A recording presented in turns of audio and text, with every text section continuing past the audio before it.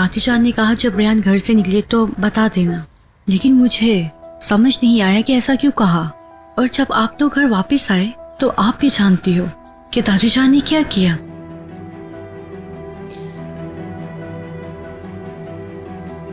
ऐसा नहीं होना चाहिए था रेहान। ये लो तुम्हारी गन जिस पर तुम्हारी उंगलियों के निशान है, और अगर तुम इसी वक्त शहर छोड़कर नहीं गए तो इस गन से जो गोली निकलेगी वो सीधा रेहान को लगेगी और इस कत्ल का इल्जाम सीधा सीधा तुम पर आएगा। मैं ये नहीं कर सकती, नहीं कर सकती। दादी जान ऐसा भी कर सकती है, मुझे यकीन नहीं आ रहा। एलिफ परेशान नहीं हो। यही मायूसी मैंने मीरान की भी आंखों में देखी है।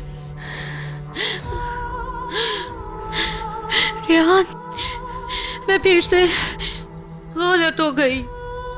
मुझे लगा था कि दादी जान ने तुम लोगों को कबूल कर लिया है, लेकिन ऐसा नहीं हुआ। वो फिर से कोई नया खेल खेल रही है। मैं जानती हूँ रेहान,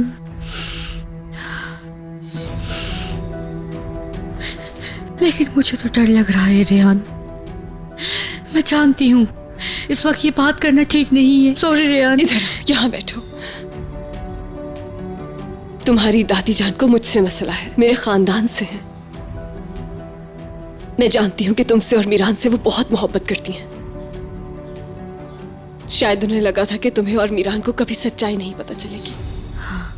या तो मीरान सच्चाई को देखते हुए भी अनदेखा कर रहा है या वो समझ ही नहीं पा रहा। मैंने तो तुमसे कहा था जो खेल तुम खेल रही हो उसमें एक दिन खुद फंसोगी, लेकिन मैं नहीं जानती थी कि ये दिन इतनी जल्दी आ जाएगा। ये सब बुढ़ापे की वजह से हुआ है।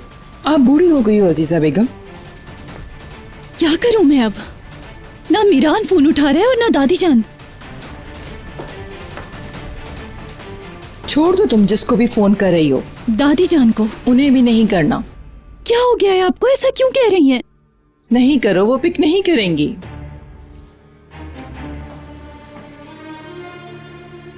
देखो बेटी, याद है मैंने तुमसे कहा था कि अजीजा असलान बे का वक्त अब खत्म हो रहा है, लेकिन मैं गलत थी। खत्म हो नहीं रहा, हो चुका।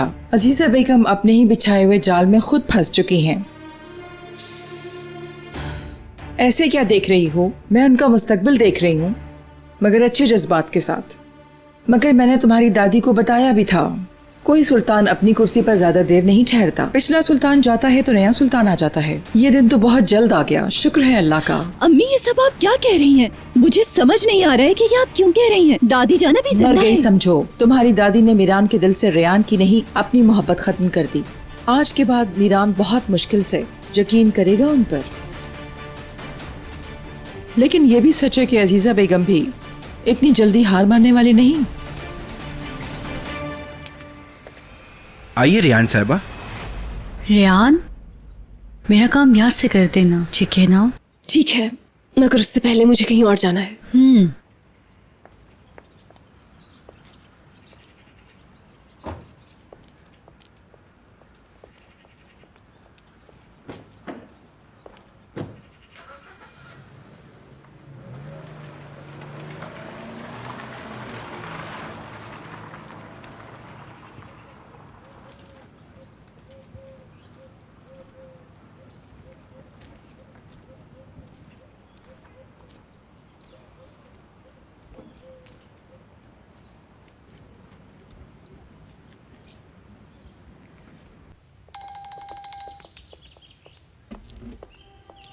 एलिफ, क्या हुआ? रेहान ठीक तो है ना? मैं जब भी तुम्हें कॉल करूंगी उसका मतलब ये तो नहीं है कि रेहान को कुछ हुआ हो। वो ठीक है, फिक्र मत करो। वैसे भी रेहान मेरे भाई के साथ खुश है। हो सकता है जो तुम कह रही हो ठीक हो। तुम्हारे दादी भी वहां मौजूद हैं एलिफ, उनका क्या होगा? और तुम्हारा भी कोई? हाँ, साथ में सब जानती हूँ। तुम बिल्कुल ठीक कह रहे हो। और रेहान मुझे हर बात बताती है। आसाद, मैं अपनी दादी जान की हर बदतमीजी पे शर्मिंदा हूँ तुमसे। तुम क्यों माफी मांग रही हो? तुम्हारी कोई गलती नहीं है। उस घर में अगर कोई सही है तो वो सिर्फ तुम हो। लेकिन इसका मतलब ये नहीं, मैं वो बात नहीं करूंगा जिससे तुम्हें दुख हो। लेकिन तुम्हारी दादी ने जो कुछ किया उन्हें नहीं करना चाहिए था। रेयान को छोड़ो, मेहरान के साथ क्या? मुझे तुम पे पूरा भरोसा है दादी जान ने।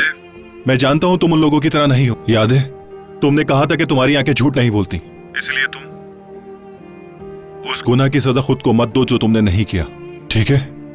ठीक है, thank you so much Asad. शुक्रिया की जरूरत नहीं, बल्कि शुक्रिया तो मुझे अदा करना चाहिए कि तुमने कॉल करके ये सब कुछ मुझसे पूछा।